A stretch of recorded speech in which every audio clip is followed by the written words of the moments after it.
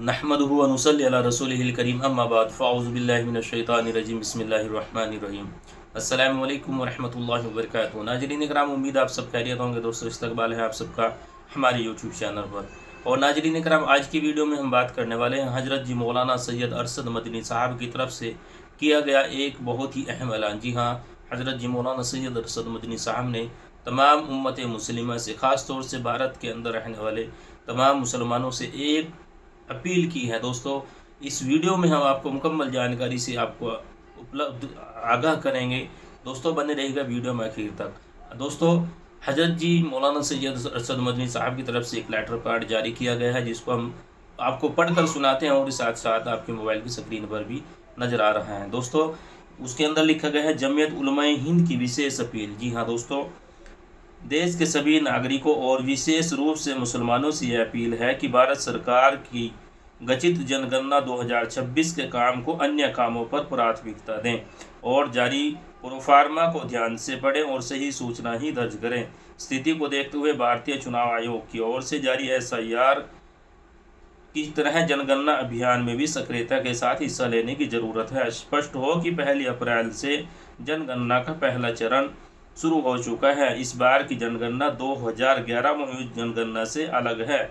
इस बार जनगणना 2 चरणों में होगी। पहला चरण, जिसे हाउस लिस्टिंग या हाउस जनगणना का नाम दिया गया है, जिसमें आवासीय स्थिति के बारे में डेटा जमा किए जाएंगे। इस चरण में जनगणनाकर्ता आवास का प्रकार, सुविधा, संपत्ति और मूल ढांचे के बारे में मालूमात जमा करेंगे।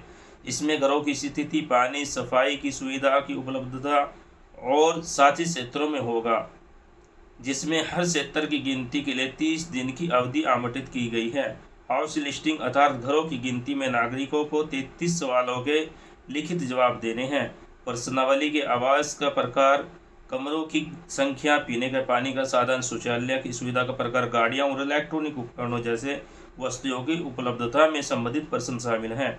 जबकि इस जनगणना का दूसरा चरण आबादी के डेटा पर ध्यान आकर्षित होगा, जो अगले वर्ष यानी 2027 के शुरू में होना है।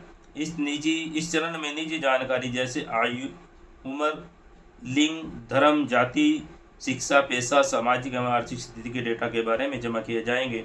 आवश्यक है कि जनगणना के दोनों चरणों के फॉर्म सावधानी से भरे जाएं और इसमें सही जानकारी ही दर्ज की जाए। SIR अभियान अब भी चल रहा है। दूसरे चरण में कई राज्यों में यह पूरा भी हो चुका है। संतोषजनक बात यह है कि इसको लेकर मुसलमानों ने बहुत जागरूकता का प्रदर्शन किया है। अधिकतर जगहों पर जमीयत उलमाए हिंद की राज्य इकाइयों के जिम्मेदारों और कार्यकर्ताओं ने दस्तावेजों की तैयारियां और SIR का फार्म भरने में लोगों को मार्गदर्शन किया है और जागरूकता अभियान चलाया है। ठीक उसी तरह जनगणना के अभियान में भी लोगों को आपके पूर्ण मार्गदर्शन की ज़रूरत है, क्योंकि एक बड़ी आबादी फार्म भरने की प्रक्रिया में से पूर्ण रूप से अवगत नहीं होती, इसलिए वो निजी तौर पर फार्म नहीं भर सकते।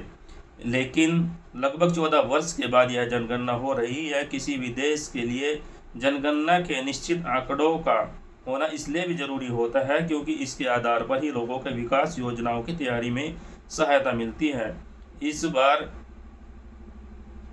ऑनलाइन फार्म भरने की सुविधा भी दी गई है, लेकिन ये ज़रूरी है कि जो फार्म आपने ऑनलाइन भरा है उसकी एक कॉपी अपने पास सुरक्षित रखें और जब सरकारी कार्यालय आपके घर आए तो उन्हें दिखा दें, ताकि वो इस बात को मान लें कि आपका फार्म भर चुका है।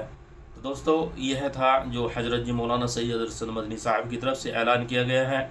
दोस्तों, सभी मुसलमानों को इस बात पर ज़्यादा से ज़्यादा ध्यान देने की ज़रूरत है और इसको उसी तरह लेना है जैसे अभी कुछ दिन पहले SIR के फार्म भरे गए थे, उसके अंदर हमने बढ़ चढ़ कर हिस्सा लिया था। ठीक उसी तरह इसको भी हमने जनगणना के फार्म को भी भरना है और इसमें भी जागरूकता दिखानी है। दोस्तों, उम्मीद है आपकी यह वीडियो समझ आई होगी। दोस्तों, वीडियो आपको कैसे लगी कमेंट बॉक्स में अपनी राय जरूर पेश करते जाइएगा और एक दुआ जुमला जरूर लिखते जाइएगा।